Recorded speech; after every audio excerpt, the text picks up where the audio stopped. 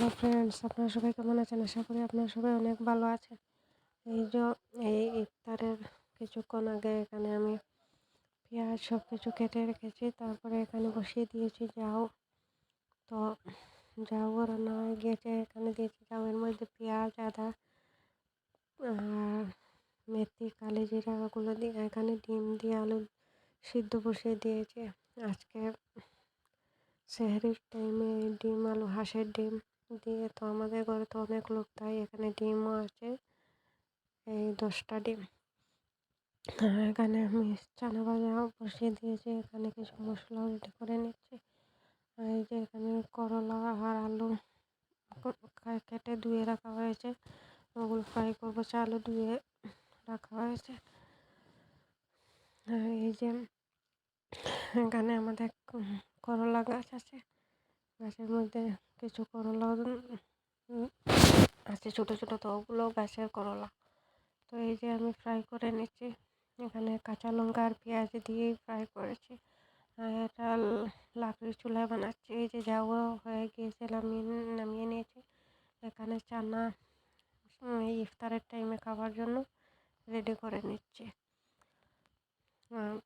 কিছু আজকে একটা চাটনি বানাবো। এই যে ভর্তা, লাউয়ের যে উপরের খোসাটা থাকে বাকল ওটা, তারপরে বীজ আর কিছু শিম ছিল, তো ওগুলো দিয়ে শুটকি দিয়ে।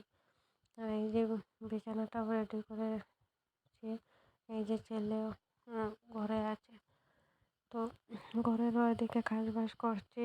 আর এটা হচ্ছে পরের দিন এই মাঠে গিয়েছিলাম, তো মাঠে গিয়ে দেখি অনেকগুলোই শাক আছে। এই যে আমার যা এখানে কচু কাটছে, তো আজকে ভাবছি কচু রান্না করব। আর শাক আমি আমার জাল, তো উনি কচু কাটছে না, এখানে আমি শাক তুলে নিচ্ছি।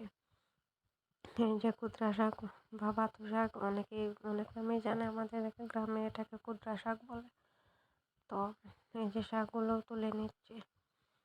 আমার ছেলেও আছে, আমার যার মেয়েও আছে, তো সবাই একসাথে মাঠে এসেছিলাম। তো আমাদের বাড়ির পাশেই মাঠটা। তো আজকে একটু রোদও উঠেছিল, তো এই মাঠে গিয়েছিলাম দুপুরের দিকে, 12টা 12:30টার মধ্যে হবে। তো ওখান থেকে গিয়ে শাক তুলে এনে, এই যে আমার ছেলেও শাক তুলছে। ও আর কি শাক তুলবে, ও যা ঘাস পাচ্ছে যেগুলোই পাচ্ছে সব। তো এই যে অনেকগুলো শাক আছে। তো এখানে লাল শাক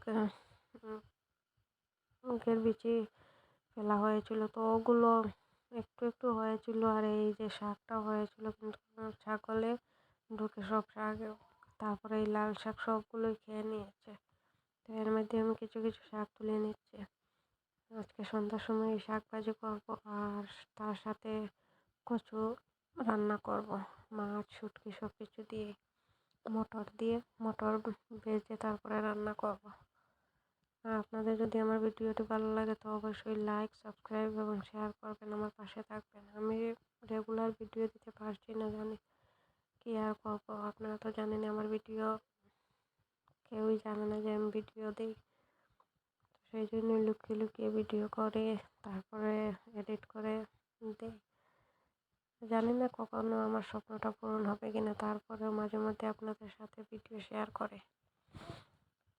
এই যে ইফতারের সময় এখানে চানা ভাজা, তারপরে 2 রকমের পকোড়া, বেগুনি আর ডালের পকোড়া, তরমুজ, আপেল, আর এগুলো হচ্ছে পাটি পোলা।